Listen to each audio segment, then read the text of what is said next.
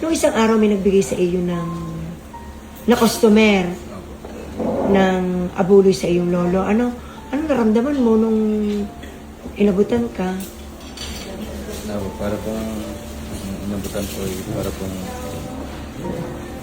hindi ko po tanggap na inaabutan po ako ng ganun kasi po tatay ko po yung inaabutan. Tatay ang tawag mo sa lolo mo? Opo. Ano, napakadami ng nagmamahal sa kapitbalay staff at syempre sa'yo. Ramdam nila ang kalungkutan na iyong nararamdaman. May nagpaabot ng tulong sa iyong lolo, sa pamilya ng iyong mama, sa inyo. At ito ay galing anak kay Sir JR. Okay na yan.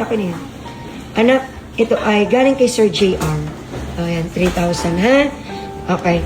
At ito ay, isa pa, 3,000 galing kay Sir Andrew Luz. Anak, so yan ay makakatulong para sa mga panggastos sa pagkamatay ng iyong lolo. Anak, okay. Ay, bagamat malungkot, ay sadyang ganyan ang buhay. Ha? Ika ngay, una-una lang yan. Ha? Di may angel na kayo sa kalangitan. Ano? Iparating sa iyong pamilya ang taos-pusong pakikiramay ng kapitbalay, ha? Ayan, iaabot mo sa iyong mama. Ano? Pantulong sa pangangailangan sa iyong lolo. Okay, anak? Ha?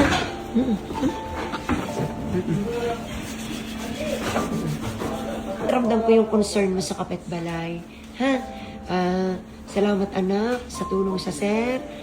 Pero, kapag talagang kailangan na lumiban, ay pwede naman. Ano, anak? Ha? Sige, lakad na. Anak ko. Lakad. Okay. Ay, ano? Ikaw ay dire-diretso pa rin ang pasok? Kailan ka hindi papasok ay... Sa Biyernes po. Pasok po ang so may na lang po ng mga 9. Sabado na ang libing ng lolo mo?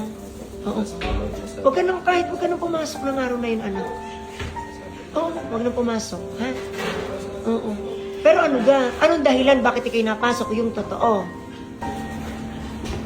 Sa hindi po yung araw. Sayang yung araw, nakikitain mo. Oo. Pero anak, ramdam ko, katulad nung Sunday, as in kamamatay lang ng lolo mo, ramdam ko yung concern mo sa kapitbalay. Ha? Salamat anak, sa tulong sa sir. Pero, kapag talagang kailangan na lumiban, ay pwede naman. Ano anak? Ha? Sige, lakad na. Anak ko. Lakad. Okay. Oh, fresh! Okay. Nakakuha ka ng lisensya? Nais ko na po yung ibang papel, kaso lang po yung TDC na lang po yung kuha sa akin. Gawa po nag-apply po nung 6. Okay. Nung mga 12 po. Gawa mo ng paraan, Apo. ha? Bukas po ng umaga kukunin ko pa. Okay. So, alam mo anak, ang daming natuwa sa'yo dahil kita nila na ikaw ay pangiti-ngiti lang sa gilid. Ganon. Actually, meron akong hindi to galing sa akin na isang sorpresa. Natuwa ako, kinuha ko ang details mo. Oo, may dahilan kung bakit. So, kapag na-confirm na lang, saka ko sasabihin sa'yo kung para saan yun. Actually, ang maganda, ay di sa isang araw na lang kasi hindi pa naman confirm.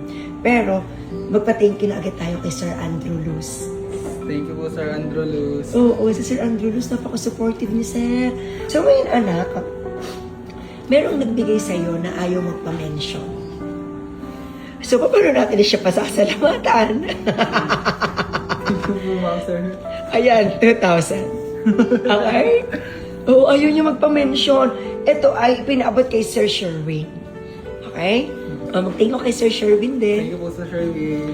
Ayan. So, yan ay 2,000, anak, ha? At, anak, may nagbigay para doon sa isa niyong kasamahan na wala na dito, pero inabutan siya na hindi na iabot agad sa akin ng Sir Sherwin, ay wala na dito. Sabi ko, isauli na lang. Ay, nung sabihin isauli na lang, sabi, ay siya, huwag nang isauli sa akin at ibigay na lang kay Ian. Okay?